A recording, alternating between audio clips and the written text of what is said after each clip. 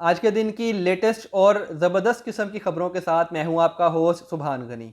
आप देख रहे हैं पॉलिटेनमेंट और आप मेरे चैनल को जिन्होंने अब तक सब्सक्राइब नहीं किया, इसको ज़रूर सब्सक्राइब कर लें, क्योंकि आपको ऐसी खबरें बताऊंगा कि जो आपने सुनी तो होंगी लेकिन उस अंदाज में नहीं सुनी होंगी जिसमें मैं आपको सुनाऊंगा। सबसे पहले आज के दिन की खबर का पहली खबर का आगाज़ करते हैं। तो थैंक यू नवाज शरीफ। आज बिजली के बिल मौसूल होना शुरू हुए लोगों को, तो वो जो 14 रुपए का रिलीफ फी यूनिट के हिसाब से उन्होंने अनाउंस किया था वो बिल्स में लग के आना शुरू हो गया है। ऑल्दो के इस रिलीफ को देने के लिए हुकूमत ने रीडिंग की डेट को बहुत आगे बढ़ा दिया और यूनिट्स की और लातादाद बढ़ा के उस पर रिलीफ दिया, ताकि बिल उतने ही रहें अमाउंट के लिहाज से, क्योंकि यूनिट्स की कंजम्पशन ज़्यादा हो जाएगी, लेकिन रीडिंग की डेट बढ़ा दी और पेमेंट की डेट और आगे कर दी।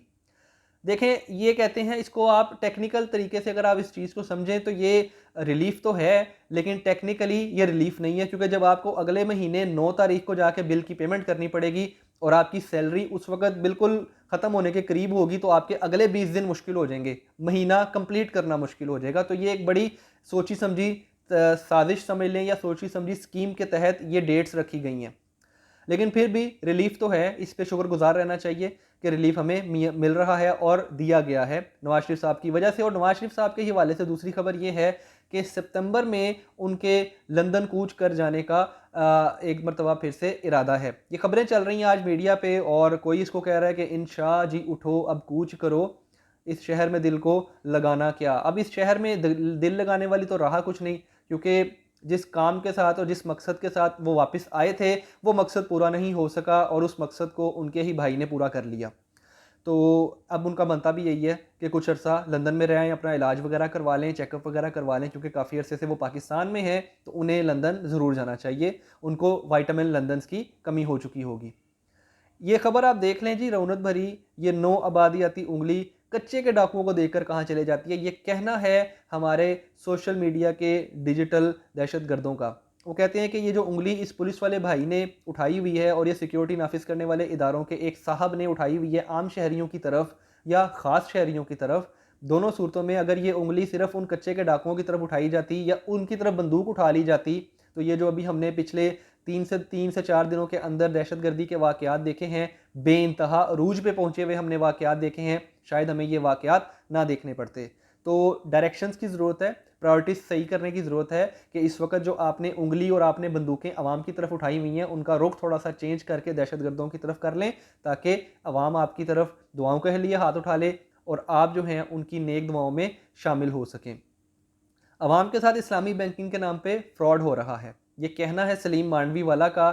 ये पीपल्स पार्टी के रहनुमा हैं, ये कुछ भी कह सकते हैं, क्योंकि अगर पीपल्स पार्टी का कोई ऐसा रहनुमा जिसका इस्लाम से दूर दूर तक कोई ताल्लुक ना हो, वो इस्लाम की बात करे और लोगों को बहकाने की कोशिश करे, तो इसमें मेरा ख्याल है कि इनकी बात को उसी तरीके से इग्नोर कर देना चाहिए कि जैसे आप चाहत फ़तेह अली खान के गानों को कर देते हैं। इनकी बात का एक जवाब बड़ा ही सादा है और कुछ दिन पहले मुफ्ती तकी उस्मानी साहब ने बड़ी डिटेल तरीके से इसका जवाब दे दिया हुआ है, तो मैं उस पर मज़ीद कुछ नहीं कहूँगा। मैं आपसे सिर्फ ये रिक्वेस्ट करूँगा कि आप इनकी बात को सुनने से पहले मुफ्ती तकी उस्मानी साहब की बात को ज़रूर सुन लें। इसके बाद है जी खैबर पख्तूनख्वा के गवर्नर, वो कहते हैं जी सबसे ज़्यादा गैस हम पैदा करते हैं लेकिन हमें मिलती नहीं है। भाई कैसे पैदा करते हैं, क्या खाते हैं? अरे भाई खाते क्या हो जो गैस पैदा करते हो? और आपको अगर गैस नहीं मिलती है तो आप अपने ओहदे से इस्तेमाल इसका जो है सही इस्तेमाल क्यों नहीं करते? आप अपने ओहदे के मुताबिक अपने जो वज़ीर आज़म हैं या जो सदर हैं आप उनसे बात क्यों नहीं करते? पीपल्स पार्टी से आपका ताल्लुक है, सदर आपका है, करवा लें काम। आप क्यों बातें कर रहे हैं इस तरह की कि हमें गैस नहीं मिलती, हमें हक नहीं मिलता? हुकूमत भी तो आपकी है, किससे हक मांग रहे हैं? किससे हक मांग रहे हैं? कौन है? क्या इस वक्त भी किसी और की हुकूमत है? आपकी अपनी हुकूमत है, प्रेसिडेंट आपका, प्राइम मिनिस्टर आपकी मखलूत हुकूमत का, तो ले लें उनसे हक अपना, हमें क्या बता रहे हैं? इसके बाद है जी बांग्लादेश की अबूरी हुकूमत, जिन्होंने आज जमात इस्लामी और इसकी तलबा तंजीम से पाबंदी उठा ली है। याद रहे कि शेख हसीना वाजिद ने जाने से कुछ अर्सा पहले जमात इस्लामी पर पाबंदी लगा दी थी, जबकि स्टूडेंट विंग पे तो बहुत अरसे से पाबंदी लगाई हुई थी। इसी वजह से वो स्टूडेंट्स ने अपना गुस्सा हसीना वाजिद पे जिस तरीके से निकाला है वो आप लोगों ने देखा ही होगा कि जब वो उनके घर गए थे तो उन्होंने किस किस चीज़ को तोड़ा है, किस किस चीज़ को पहना है, किस किस चीज़ को उठाया है और क्या क्या चीज़ साथ ले गए हैं। और आज की आखिरी खबर ये है कि JUI ने सेनेट नशिस्तों पर PTI के साथ मुज़ाकरात की जो खबरें हैं उनकी तरदीद कर दी है। तो अभी इनका जो लव अफेयर है इतना मशहूर नहीं हुआ कि इनकी हम बात ज़्यादा कर सकें, लेकिन स्टार्टिंग में इनकी अकमटक्के शुरू हो चुके हुए हैं। देखते हैं कि क्या ये अकमटक्का किसी मुस्तकिल बुनियादों के ताल्लुक में कन्वर्ट हो पाता है या नहीं। अब तक के लिए इतना ही। मेरा चैनल सब्सक्राइब करना ना भूलिएगा, वीडियो पसंद आए तो लाइक करना ना भूलिएगा और शेयर ज़रूर कीजिएगा। अल्लाह हाफिज़।